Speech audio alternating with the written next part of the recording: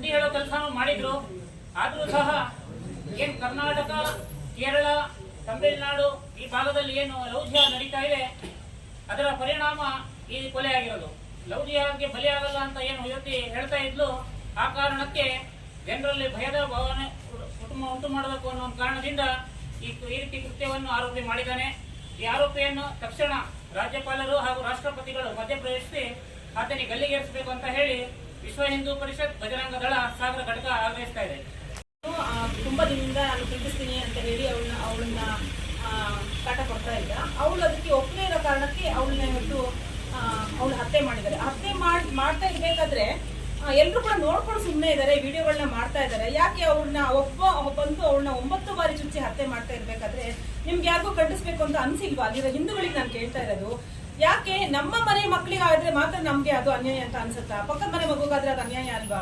ಇವತ್ತು ಅಲ್ಲಾಗಿರೋ ಘಟನೆ, ಹುಬ್ಬಳ್ಳಿಯಲ್ಲಿ ಆಗಿರೋ ಘಟನೆ ನಾಳೆ ನಮ್ಮ ಊರುಗಳಲ್ಲೂ ಆಗ್ಬೋದು. ಹೆಚ್ಚಿಗೆ ಸಮಯ ಬೇಕಾಗಿಲ್ಲ.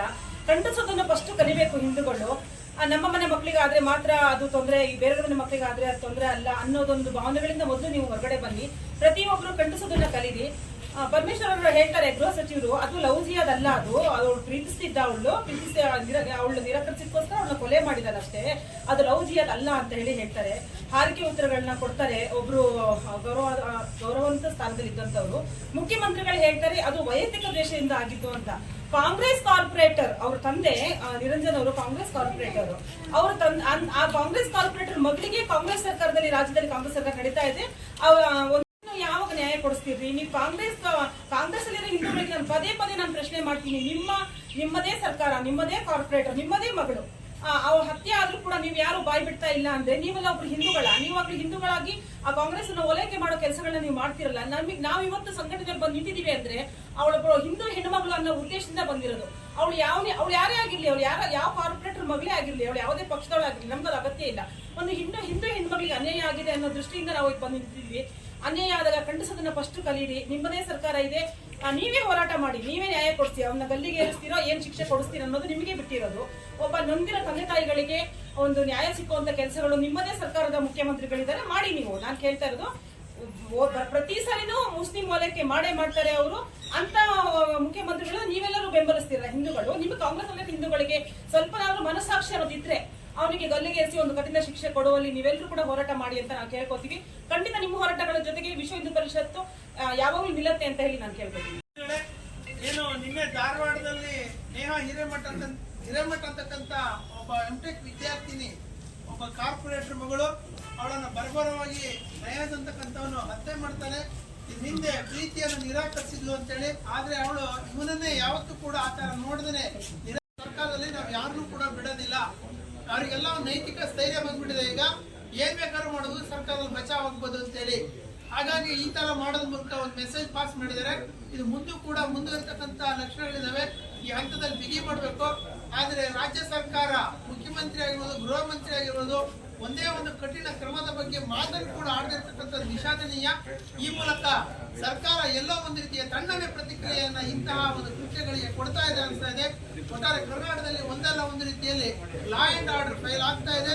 ಹಾಗಾಗಿ ಹಂತದಲ್ಲಿ ಉಗ್ರವಾಗಿರ್ತಕ್ಕಂಥ ಶಿಕ್ಷೆ ಆಗಬೇಕು, ಇನ್ವೆಸ್ಟಿಗೇಷನ್ ಕರೆಕ್ಟ್ ಆಗಬೇಕು. ಈ ರೀತಿ ನೈತಿಕ ಸ್ಥೈರ್ಯವನ್ನ ಒಬ್ಬ ಗೃಹ ಸಚಿವರು ಮತ್ತು ಮುಖ್ಯಮಂತ್ರಿಗಳೇ ಕೊಟ್ರೆ ಪೊಲೀಸರು ಕೂಡ ಕೆಲಸ ಮಾಡೋದು ಕಷ್ಟ ಆಗುತ್ತೆ. ಏನೋ ಹಿಂದೆ ಯಾರಿದ್ದಾರೆ, ಯಾವ ತರ ಇದೆ ಅಂತಕ್ಕಂಥದ್ದನ್ನ ತನಿಖೆ ಮಾಡ್ಲಿಕ್ಕೆ ಪೊಲೀಸ್ ಕಸ್ಟಡಿ ತಗೊಂತಾರೆ, ಯಾವುದೇ ಹೀನಿಯಸ್ ಅಫೆನ್ಸ್ ಇದ್ದಾಗ. ಆದ್ರೆ ಅದಾಗಿಲ್ಲ, ಜುಡಿಷಿಯಲ್ ಕಸ್ಟಡಿ ಏನಾಗಿದೆ ಅಂತ ಸುದ್ದಿ ಬಂದಿದೆ. ಹಾಗಾಗಿ ಇಂತಹ ಒಂದು ಹೀನ ಕೃತ್ಯಗಳಲ್ಲಿ ಆ ಒಂದು ಏನೋ ಆ ಮೂಲವನ್ನು ಹುಡುಕ್ಬೇಕಾಗುತ್ತೆ. ಏನ್ ಮೊನ್ನೆ ಇದರಲ್ಲಿ ರಾಮೇಶ್ವರ ಬಾಂಬ್ ಬ್ಲಾಸ್ಟ್ ಅಲ್ಲಿ ಯಾವ ತರ ಮೂಲವನ್ನು ಹುಡುಕಿದ್ರು, ಆ ತರ ಮೂಲವನ್ನು ಹುಡುಕಿದಾಗ ಗೊತ್ತಾಗುತ್ತೆ ಹಿಂದ್ಗಡೆ ವೆಲ್ ಟ್ರೈನ್ಡ್ ಆರ್ಗನೈಸೇಷನ್ಗಳು ಕೆಲಸ ಮಾಡ್ತವೆ ಅಂತ ಹೇಳಿ. ಹಾಗಾಗಿ ತನಿಖೆ ಎನ್ಐ ಕೂಡ ವಹಿಸಬೇಕು ಅಂತ ಒತ್ತಾಯಿಸ್ತಾ ಗಲ್ಲಿಗೇರಿಸಿ ಮುಸ್ಲಿಂ ಜಿಹಾದಿಗಳಿಗೆ ಕರ್ನಾಟಕದಲ್ಲಿ ದ್ವೇಷದ ಭಾವನೆ ಹುಟ್ಟುತ್ತಿರುವ ಜಿಹಾದಿಗಳಿಗೆ ವಾತಾವರಣದಲ್ಲಿ ಬದುಕ್ತಕ್ಕಂತ ವ್ಯವಸ್ಥೆ ಕಾಂಗ್ರೆಸ್ ಪಾರ್ಟಿ ಮೊದಲಿಂದಲೂ ಮಾಡ್ತಕ್ಕಂಥ ಬಂದಿದೆ. ಯಾಕಂತಂದ್ರೆ ಈ ಲವ್ ಜಿಹಾದಿನ ಹೆಸರಲ್ಲಿ ಇವತ್ತು ಅಮಾಯಕ ಹಿಂದೂ ಕಾರ್ಯಕರ್ತರನ್ನ ಕೊಲೆ ಮಾಡ್ತಕ್ಕಂಥದ್ದಿದೆಯಲ್ಲ, ಇವತ್ತು ಹಿಂದೂಗಳಿಗೆ ನಮಗೆ ಶೇರ್ ಮಾಡ್ತಕ್ಕಂಥ ಪರಿಸ್ಥಿತಿ. ಇವತ್ತು ನಮ್ಮ ಜೋಗಿ ಮೇಡಮ್ ಅವರು ಮಾತಾಡಿದ್ರು. ಆದ್ರೆ ನಮ್ಮ ಹಿಂದೂಗಳ ಕಾರ್ಯಕರ್ತರು ಇಂಥ ಸಂದರ್ಭ ಆದ್ರೂ ಕೂಡ ಧ್ವನಿ ಎತ್ತಿದಲ್ಲ ಅಂತೇಳಿ. ಆದ್ರೆ ನಾಚಿಕೆ ಆಗ್ಬೇಕು ನಮಗೆ ಪ್ರಶ್ನೆ ಮಾಡ್ಕೊಳ್ತಕ್ಕಂಥ ಸಂದರ್ಭ. ಇವತ್ತು ಕಾಂಗ್ರೆಸ್ ಪಕ್ಷ ಏನು ಮಾಡಕೊಟ್ಟಿದೆ? ಇವತ್ತು ಇಷ್ಟೆಲ್ಲ ಜನ ಇವತ್ತು ಹಿಂದೂಗಳಿಗೆ ಬಹುಸಂಖ್ಯಾತರಿದ್ದು ಕೂಡ ಪ್ರಜಾಪ್ರಭುತ್ವ ವ್ಯವಸ್ಥೆಯಲ್ಲಿ ಎಲ್ಲರಿಗೂ ಸಮಾನವಾಗಿ ಬದುಕತಕ್ಕಂಥ ಹಕ್ಕಿದೆ. ಆದ್ರೆ ರಾಜಕಾರಣದ ಹೆಸರಲ್ಲಿ ಇವತ್ತು ಏನು ಮತವನ್ನು ಪಡೆತಕ್ಕಂಥ ಒಂದೇ ಒಂದು ಉದ್ದೇಶದಿಂದ ಇವತ್ತು ಹೋಮವಾದಿಗಳಿಗೆ ಇವತ್ತು ಸಂಪೂರ್ಣವಾದ ಸಹಕಾರವನ್ನ ಕೊಡ್ಕೊಂಡು ಬಂದು ಇವತ್ತು ನಮ್ಮ ಆ ಹೆಸರಲ್ಲಿ ಇವತ್ತು ರಾಜಕಾರಣ ಮಾಡ್ತಕ್ಕಂಥದ್ದು ಕೂಡ ನಮ್ಮ ಕಣ್ಣು ಮುಂದಿದೆ. ಆದ್ರೆ ಕಾಂಗ್ರೆಸ್ ಪಕ್ಷ ಈ ತರದ ಮುಂದಿನ ದಿನಗಳಲ್ಲಿ ಇವತ್ತು ಎಷ್ಟೋ ಹೆಣ್ಣುಮಕ್ಕಳನ್ನ, ಅಮಾಯಕ ಹೆಣ್ಣುಮಕ್ಕಳನ್ನ ಬಲಿ ತೆಗೆದುಕೊಂಡಿದೆ. ಇದೇ ರೀತಿ ಮುಂದುವರೆದ್ರೆ ನಾವೆಲ್ಲರೂ ಕೂಡ ನಿಜವಾಗ್ಲೂ ಕೂಡ ಇದನ್ನ ಇಷ್ಟೇ ಹಂತದಲ್ಲಿ ಪ್ರತಿಭಟನೆ ಅಲ್ಲ, ಉಗ್ರವಾದ ಹೋರಾಟವನ್ನು ಮಾಡಬೇಕಂತ ಅನಿವಾರ್ಯತೆ ದಿನಗಳು ಮುಂದೆ ಬಂದಿವೆ. ಯಾಕಂತಂದ್ರೆ ನಮ್ಮ ಸ್ನೇಹಿತರು ಮಾತನಾಡಿದ್ರು ಲವ್ ಜಿಹಾದ್ ಇದರ ಉದ್ದೇಶಗಳೇನು ಅಂತ. ಇದು ಲವ್ ಜಿಹಾದ್ ಮಾಡ್ತಕ್ಕಂಥ ಸಂದರ್ಭದಲ್ಲಿ ಬಹುಶಃ ಇದು ಈ ಪ್ಯಾಕೇಜ್ ಅಂತಕ್ಕಂಥ ಮಾತನ್ನ ಹೇಳಿದ ಅಂದ್ರೆ 5 ಲಕ್ಷ ಹಣ ಕೊಂದಿದ್ರೆ ಅಥವಾ ಮದುವೆ ಆಗಬೇಕು, ಮದುವೆ ಆದ್ರೆ 5 ಲಕ್ಷ, ಅಥವಾ ಅವಳನ್ನ ಬರ್ಬರವಾಗಿ ಅಥವಾ ಕೊಲೆಯನ್ನು ಮಾಡಿ ಕೊಂದಿದ್ರೆ 5 ಲಕ್ಷ ಕೊಡ್ತಕ್ಕಂಥದ್ದು. ಆದ್ರೆ ಹಾಗೆ ಅದು ಮಾಡಿದ್ರೆ ಅವರ ಉದ್ದೇಶ ಈಡೇರಲ್ಲ ಅನ್ನೋ ಕಾರಣಕ್ಕಾಗಿ ಇವತ್ತು ಈ ತರದ ಒಂದು ಭಾವನಾತ್ಮಕವಾದ ವಿಷಯದಲ್ಲಿ ಆಟ ಆಡ್ತಕ್ಕಂಥದ್ದು ಈ ಕೋಮುವಾದಿಗಳನ್ನ ನಿಜವಾಗಿಯೂ ಕೂಡ ಇವ್ರನ್ನ ನಿಗ್ರಹಣ ಮಾಡದೇ ಇದ್ರೆ ಇವತ್ತು ನಮ್ಮ ಶಾಸಕರು ಇವು ಸಾಗರ ಕ್ಷೇತ್ರದ ಶಾಸಕರಾಗಿರ್ತಕ್ಕಂಥ ಗೋಪಾಲಕೃಷ್ಣ ಬೇಳೂರವರು ಹಿಂದೆ ಒಂದು ಘಟನೆ ನಡೆತಕ್ಕಂಥ ಸಂದರ್ಭದಲ್ಲಿ ಹೇಳಿದ್ರು ಅವ್ರನ್ನ ಅಂತ ಯಾರೇ ಇದ್ರು ಕೂಡ ಅವ್ರನ್ನ ಗುಂಡಿಟ್ಟು ಕೊಂದಬೇಕು ಅಂತ. ಆದ್ರೆ ಈಗ ಮತ್ತೆ ಪುನಃ ಒತ್ತಾಯ ಮಾಡ್ತೇವೆ. ಈ ಚುನಾವಣೆ ಬಂದ ಸಂದರ್ಭದಲ್ಲಿ ಸಾಗರದ ಶಾಸಕರ ನಿಮ್ಗೆ ವಿನಂತಿ ಮಾಡ್ತೀವಿ, ಈ ತರ ಕೃತ್ಯವನ್ನು ಮಾಡಿರ್ತಕ್ಕಂಥ ಈ ಕಾರ್ಯಕರ್ತರನ್ನ ಗುಂಡಿಟ್ಟು ಕೊಂದಬೇಕು ಅಂತಕ್ಕಂಥ ಮಾತನ್ನ ತಾವು ಹೇಳಬೇಕು. ಮತ್ತೆ ನಿಮ್ದೇ ಇವತ್ತೇನು ಹೋಮ್ ಮಿನಿಸ್ಟರ್ ಇದ್ದಾರೆ ಅವರಿಗೆ ಒತ್ತಾಯ ಮಾಡಬೇಕು ಅಂತಕ್ಕಂಥ ವಿನಂತಿಯನ್ನು ಮಾಡ್ತಾ ನಮ್ಮ ಏನು ಇವತ್ತು ಹಿಂದೂ ಕಾರ್ಯಕರ್ತರು ಅವೆಲ್ಲ ಬಂದಿದ್ದೀರಿ, ಈ ಹೋರಾಟಕ್ಕೆ ನಾವು ಯಾವತ್ತೂ ಕೂಡ ನಿಮ್ಮ ಜೊತೆಗೆ ಇರ್ತೇವೆ.